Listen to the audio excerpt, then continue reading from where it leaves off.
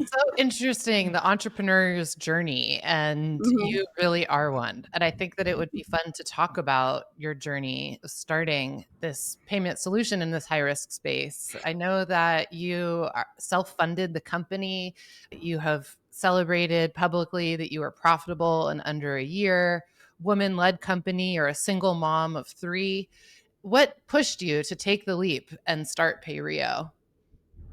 So before I answer this question, AnnaRae, I was just remembering you were one of the very first faces that I ever met after starting PayRio. So I just want to thank you for just being that smiling face in that very first Canapac meeting in San Francisco. I remember I started the company. I heard of a cannabis event in San Francisco. I had no clients. I had this idea and barely a product, and I was so scared driving over the Bay Bridge from Danville, going to that event in San Francisco, not knowing anybody.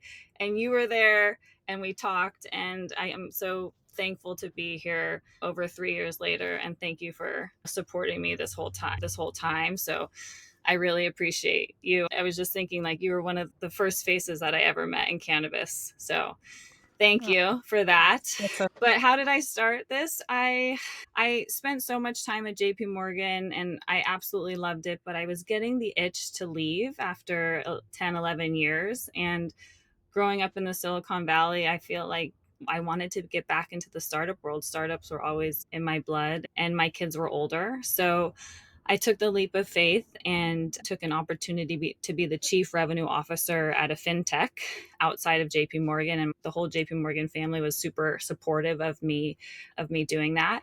That company was a great experience. It was a payment company as well, working in the accounting and law vertical, but I was the only female in the entire C-suite and board at that company. And I learned that I had a very valuable education at JP Morgan, and what I learned there was super valuable at a startup, right? I had a lot of great ideas from JP Morgan, and a lot of what I learned there I could bring into a small startup and really help it grow.